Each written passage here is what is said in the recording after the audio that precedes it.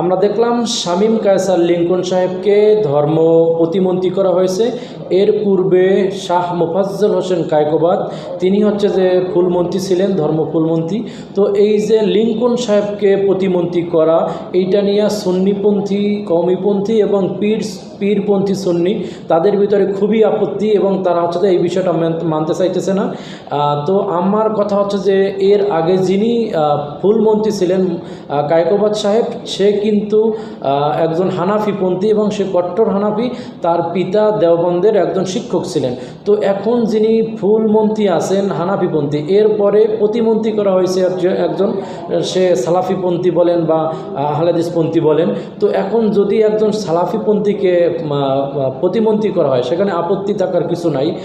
কারণ হচ্ছে যে ফুলমন্ত্রী তিনি কিন্তু হানাফি আছেন।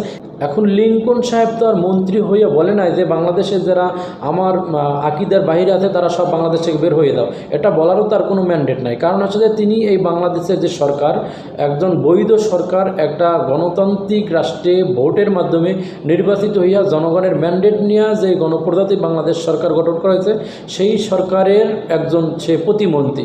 তার মানে তার এমন কোনো সিদ্ধান্ত নিতে পারবে না যেই সিদ্ধান্তটা হচ্ছে যে গণতান্ত্রিক সরকারের বা বাংলাদেশের জনগণের ম্যান্ডেটের বাহিরে যাবে। অতএব এইটা নিয়ে এত ফালাফালি, এত লাফালাফি করার সুযোগ নাই। এবং আমরা দেখলাম যে রেজাউল করিম আবরার নামের একজন বক্তা, মাওলানা হানাফিপন্থী, যে ইনি হচ্ছে যে বিশাল বড় হুমকি দিল যে ভাই আসেন, ইতে আসেন, বাইতুল মোকাররমে আসেন, বাইতুল মোকাররমে বসে বহাস হবে। ভাই বহাস কইরা কি করবে? এখানে বহাস করার কি আছে? একজন মন্ত্রী হয়েছে, সে প্রতিমন্ত্রী, এবং ফুলমন্ত্রী একজন আছে যিনি হানাফিপন্থী। এখানে তো বহাস করার কিছু নাই। এবং এনায়েতুল্লাহ আব্বাসী নামের একজন হুজুর আছে সুন্নিপন্থী। এখন এই এনায়েতুল্লাহ আব্বাসী হুজুর সে আইসা বলতেছে বাংলাদেশে যে আপনার এই যে সুন্নিদের বিরুদ্ধে যাওয়া হয়েছে, সুন্নিদেরকে বয়কট কইরা, এরপরে হচ্ছে যে সুন্নিদের কথা না মাইনা এরপরে আহলে হাদিসপন্থীদেরকে দেওয়া হয়েছে। আহলে হাদিস কি আসলে মুসলমান না? মানে সালাফিপন্থী তারা কি মুসলমান না?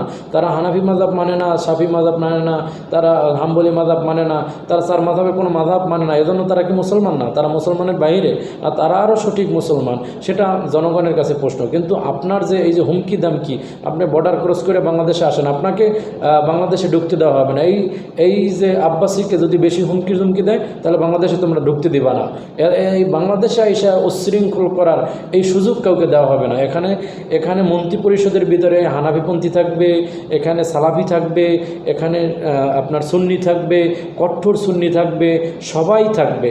সবাইকে নিয়েই হচ্ছে যে একটা মন্ত্রী পরিষদ গঠন হবে। আপনারা একটা বিষয় লক্ষ্য করেন নাই যে সৌদি আরব তুরস্ক সহ নিয়ে মক্কা চুক্তি করতেছে, সেই চুক্তিতে সৌদি আরব তুরস্ক সহ যারা মোটামুটি ভালো ইসলামিক দৃষ্টিকোণ থেকে, তারা তো বেশিরভাগই হচ্ছে যে আপনাদের এই যে সালাফিপন্থীদেরকে পছন্দ করে।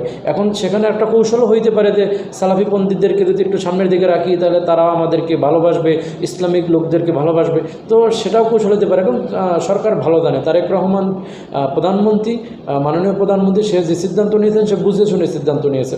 অতএব এই সিদ্ধান্তের বাইরে দাঁড়িয়ে যারা উচ্ছৃঙ্খল করতে চাইতেছে, যারা এইটা নিয়ে অনেক দূরে নিয়ে যাইতে চাইতেছে, এটা আমি মনে করি এটা হচ্ছে যাইয়া আপনার গণতন্ত্র পরিপন্থী, এবং এটা হচ্ছে যে হাইপার পলিটিক্স যাকে বলে, এবং এটা একেবারে অতিরঞ্জিত হয়ে গেছে। এখান থেকে বের হয়ে আসতে হবে। এবং সরকারকে আমরা আবেদন জানাই যে এই যে উচ্ছৃঙ্খল শুরু হচ্ছে, এর পিছনে কোনো তৃতীয় শক্তির মদত থাকতে পারে। আপনি এই বিষয়টা সুন্দরভাবে ডিজিএফআইএনএসের মাধ্যমে এটা খতিয়ে দেখবেন যে আসলে এর পিছনে তৃতীয় কোনো শক্তির এর পিছনে কোনো মদত আছে কিনা।